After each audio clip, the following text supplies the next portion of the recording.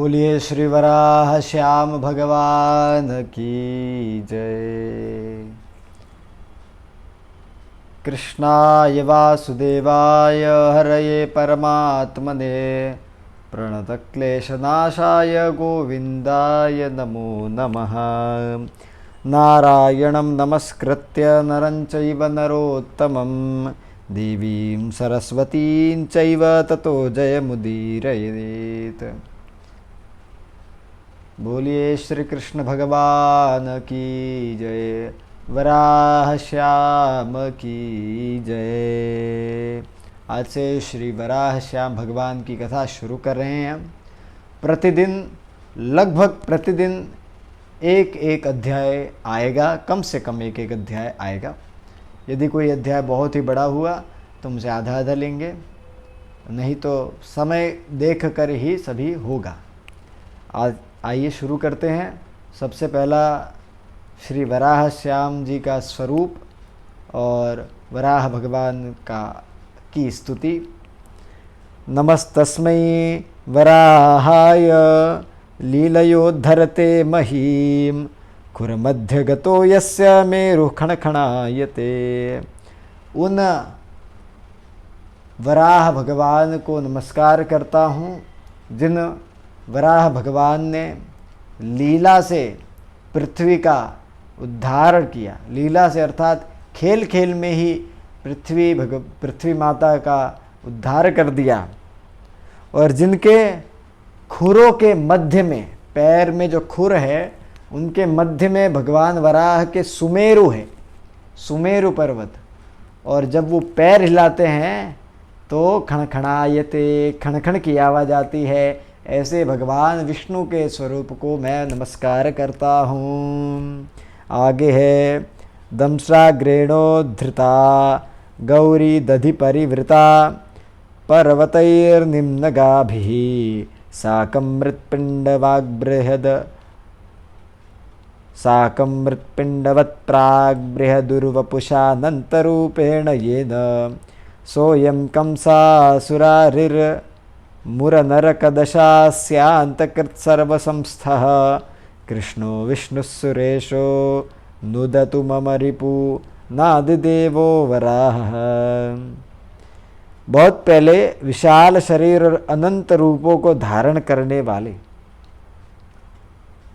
भगवान वराह ने अपने दाढ़ों के अग्रभाग से माता पृथ्वी का उद्धार किया था। और पृथ्वी कैसी? नदियों, पर्वतों, झीलों के सहित समन्वय वाली पृथ्वी को एक ढेले की तरह, एक कपड़े से बांधा हुआ ढेला होता है, उसको किस प्रकार उठा लेते हैं, उस प्रकार उठाकर उद्धार कर दिया था। और वह ही वराह भगवान कंस नाम के असुर के शत्रु है। मुर, नरक, दशग्रीव, रावण आदि राक्षस कुलों के वीरों को मारने वाले हैं। सर्वव्यापक कृष्ण, विष्णु, सुरेश आदि नामों से स्मरण किए जाने वाले आदिदेव भगवान वराह मेरे समस्त शत्रुओं को नष्ट करे। यत्संसारार्णवे नौरिव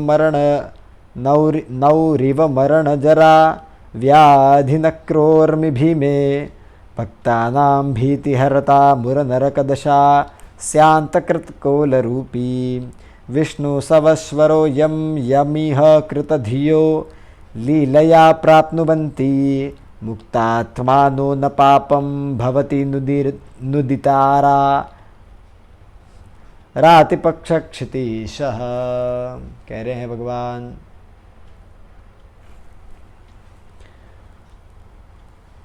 तो कहते हैं जो संसार समुद्र में नौका की तरह है, भगवान जो है वो इस संसार समुद्र रूपी संसार के नौका रूपी है।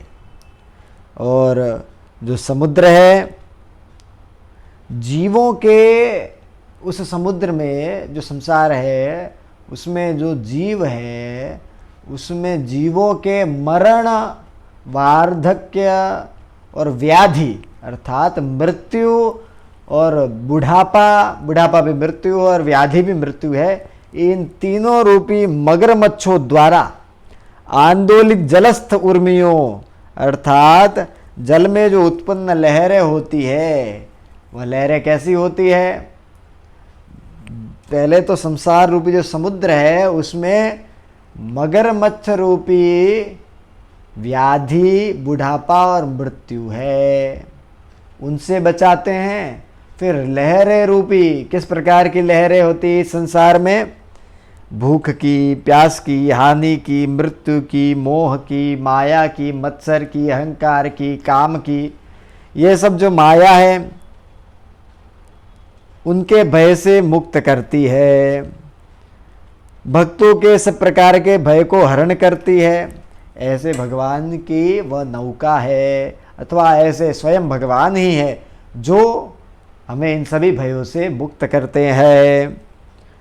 मुर नरक दशग्रीव आदि जैसे अतिवादियों का नाश करने वाले, वराह रूप धारण करने वाले तथा मुक्तात्मा जिन्हें अनायास प्राप्त करते हैं, वे शत्रुओं के नाशक पृथ्वीपति सर्वेश्वर विष्णु हम सबका कल्याण करे। सूत उवाच यस्मिन् काले क्षितिः पूर्वं कल्पवारा पुषातु सा उद्धृता विष्णु भक्त्या प्रपच्छ परमेश्वरम।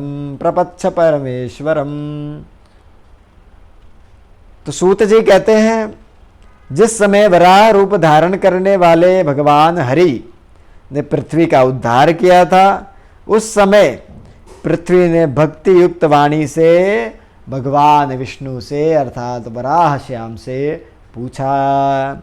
धरण्युवाच कल्पे कल्पे भवानेव मां समुद्धरते विभो, न चाहं वेदते मूर्तिं नादि सर्गं न च केशव। वेदेषु चैव नष्टेषु मत्स्यो भूत्वा रसातलं, प्रविश्यतान् पाकृष्य ब्रह्मणे दत्तवानसि। अन्यत्सुरासुरमयं त्वं समुद्रस्य मन्थने, धृतवानसि कौर्म्येण मन्दरं मधुसूदन। पुनर्वराहरूपेण आगच्छन्तीं रसातलम्, उज्जहारैकदंष्ट्रेण भगवन् वै महार्णवात्। तो धरती माता कहती है, प्रत्येक कल में आप मेरा उद्धार करते हैं भगवान, परंतु हे केशव, मैं आपके स्वरूप आदि सर्ग अर्थात आदितम सृष्टि या सर्वप्रथम हुई सृष्टि को भी नहीं जानती हूँ। आप हर कल्प में मेरा उद्धार करते हैं, लेकिन मैं आपको नहीं जानती हूँ कि सृष्टि आरंभ कब हुई, यह भी मैं नहीं जानती हूँ। वेदों के नष्ट हो जाने पर आप मत्स्य रूप धारण करके विनष्ट हुए वेदों को लेकर ब्रह्मा जी को दे देते हैं।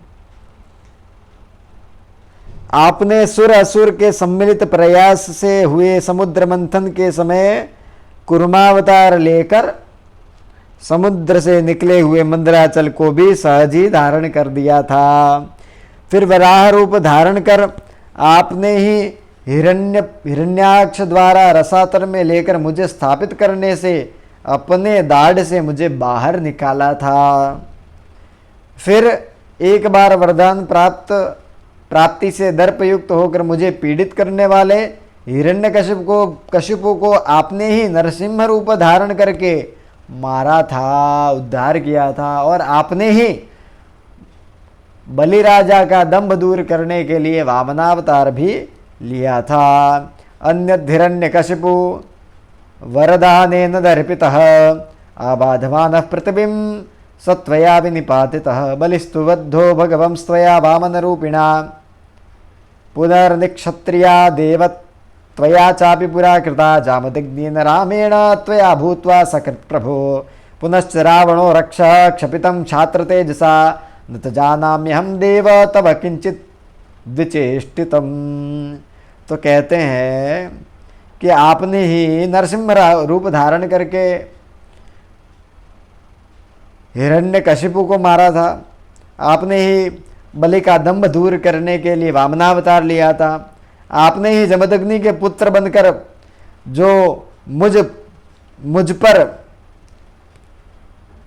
मुझे कष्ट दे रहे थे, ऐसे क्षत्रियों का विनाश भी आपने ही किया था। और कहते हैं इतना ही नहीं, आपने एक बार अपने क्षात्र तेज से राम रूप धारण करके राक्षस कुरपालक दशग्रीव रावण का संहार भी किया था। आपकी विदेशता तो थोड़ी भी नहीं जानती हूँ, आप क्या करेंगे। उद्धृत्यमाम कथम सृष्टम सृजसे किं च सात्वया सकृध्रिये तत्वया सकृध्रिये तत्कृत्वा च पाल्यते चापि केन वा सुलभो देवजा ऐसे सततं विभो कथं च सृष्टिरादि स्याद् अवसानं कथं भवेत् कथं युगस्य गणना संख्यास्या नु चतुर्युगं के वा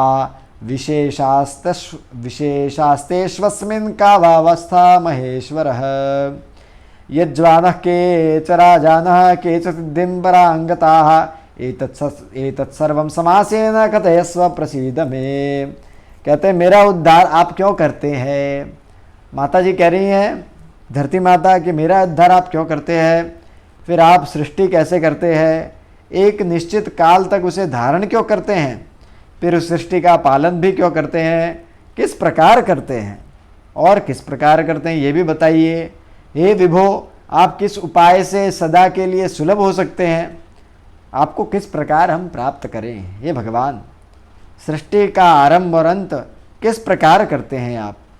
हे महेश्वर, किस प्रकार युग की गणना की जा सकती है, फिर चतुर्युग में भी प्रत्येक की गणना किस प्रकार की जा सकती है, उन चारों युगों की क्या क्या विशेषता है तथा उनकी क्या अवस्था होती है।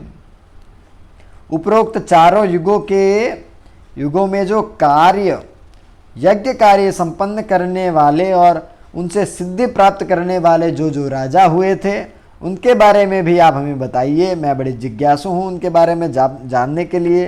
यह सब वर्णन द्वारा मुझे तृप्त करे, इन सब वर्णनों के द्वारा मुझे तृप्त करे, आपकी बड़ी कृपा होगी। तो फिर क्या होता, इत्युक्तः क्रोड रूपेण जहाँ स परमेश्वर हसतस्तस्य कुक्षौ तु जगद्धात्री ददर्शः रुद्रान् देवान् सवसवः सिद्धान् संघान् महर्षिभिः स चंद्र सूर्य ग्रह सप्त लोकानंत स्थितांस्ता वदुपात्थ धर्मान् इतीदृशं पश्यति सा समस्तं यावक्षितिर्वेपित सर्वगात्रा उन्मीलितास्यस्तु यदा महात्मा दृष्टो धरण्या मलसर्वगात्र्या तावत् स्वरूपेण चतुर्भुजेन महोदधो सुप्तमथोन्वपश्यत। तो भगवान के इस प्रकार प्रार्थना कर रही हैं और इस प्रकार प्रार्थना करने पर भगवान हंसने लगे। परमेश्वर वराह रूप धारण करे हुए हंसने लगे और उसी समय उनके उपदस्थ वसुओं उन्हें उनके मुख में देखकर जब वे हंस रहे थे तब धरणी माता धरती ने देखा, रुद्रगणों को देखा, माता धरती ने देवगणों को देखा, महर्षियों को देखा, सिद्धगणों को, संसार में इस संसार को धारण करने वाली धरती ने देखा, भगवान के स्वरूप में देखा।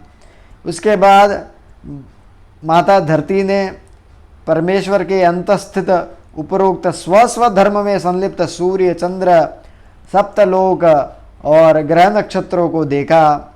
इस तरह से उपरोक्त सभी चीज़ों को देखकर धरती तो कांपने लगी, माता धरती कांपने लगी। जब निर्मल स्वच्छ संपूर्ण शरीर वाली धरती उन्मीलित खुले मुख वाले महात्मा को जान लिया तो तत्पश्चात धरणी ने उनको चतुर्भुज रूप में महासमुद्र में शयन करते हुए देखा। फिर माता धरती ने देखा कि शेषनाग की बनी पर्यंक पर अर्थात शैया पर भगवान जनार्दन शयन की मुद्रा में हैं, उनके नाभि कमल के अंतस्थित चतुर्भुज ब्रह्मा है। इस प्रकार देखकर देवी धरती उनकी स्तुति करने लगी।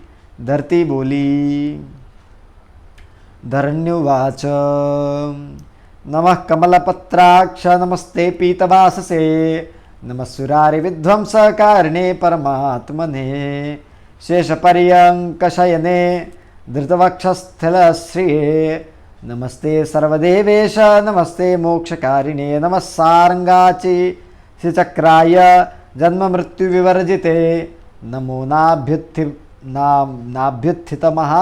महाकमला सनजन्मने नमो विद्रुमरक्तास्य पाणिपल्लवशोभने शरणं त्वां प्रपन्नास्मि त्राहि नारीमनागसं पूर्णनीलाञ्जनाकारं वाराहन्ते जनार्दन दृष्ट्वा भीतास्मि भूयोऽपि जगत्त्वद्देहगोचरम् इदानीं कुरु मे नाथ दयां त्राहि महाभयात्। माता धरती बोली, हे कमल पत्र के समान नेत्र वाले, आपको नमस्कार है। आप पीला वस्त्र धारण करने वाले को नमस्कार है।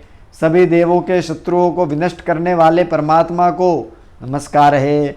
शेष की बनी शैया पर शयन की मुद्रा में स्व वक्षस्थल पर अपनी छाती पर माता लक्ष्मी को धारण करने वाले शेष सर्वदेवेश आपको नमस्कार है। आप मोक्ष प्रदाता को नमस्कार है। शारंग धनुष असी चक्र आदि को धारण करने वाले, जन्म मृत्यु से परे, जिनका जो न ही तो जन्म होता है न मृत्यु होती है, उनको नमस्कार है। स्वनाभि में उत्थित महद कमल के समान वह चतुर्भुज ब्रह्मा को उत्पन्न करने वाले हैं, उन्हें नमस्कार है।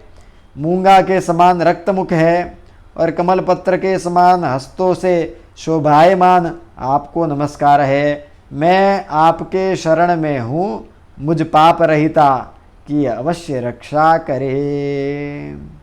और कहते हैं, जनार्दन आपके घने नील वर्ण के अंजन के समान इस वराह रूप और आपके शरीरांतर्गतस्थ जगत को जान समझकर मैं भीतग्रस्त हो गई हूँ। हे भगवान, मैं इस वराह रूप में समस्त ब्रह्मांड को देखकर भय से भयग्रस्त हो गई हूँ, भय से काँप रही हूँ। हे नाथ, आप मुझ पर दया करें, इस महाभय से मेरी रक्षा करे। केशवः पातु मे पादौ जंगे नारायणो मम माधवो मे कटिं पातु गोविंदो गुह्यमेव च नाभिं विष्णुस्तु मे पातु उदरं मधुसूदनः उरुं त्रिविक्रमः पातु हृदयं पातु वामनः श्रीधरः पातु मे कंठं ऋषिकेशो मुखं मम पद्मनाभस्तु नयने शिरो दामोदरे दामोदरो मम एवं न्यस्य हरेर्न्यास नामानि जगति तदा नमस्ते भगवन् विष्णु इत्युक्त्वा विरमामः। तो माता जी कहती हैं, केशव मेरे पादों की अर्थात पैरों की, नारायण मेरे जंघाओं की रक्षा करे, माधव मेरे कटी की, गोविंद मेरे गुप्त स्थानों की, विष्णु मेरे नाभि की, मधुसूदन मेरे उदर स्थल की, त्रिविक्रम मेरे उरुस्थल की, वामन मेरे हृदय की, श्रीधर मेरे कंठ प्रदेश की, ऋषिकेश मेरे मुख की, पद्मनाभ मेरे नयनों की तथा दामोदर मेरे सिर की रक्षा करे। इस प्रकार से भगवान विष्णु श्री हरि के न्यास योग्य नामों को अपने समस्त शरीर के अंगों में न्यास करने के पश्चात धरणी, हे भगवान विष्णु आपको नमस्कार है, इतना बोलकर चुप हो गई। इति श्रीवराह पुराणे भगवच्छास्त्रे प्रथमोऽध्यायः। बोलो वराह श्याम की जय।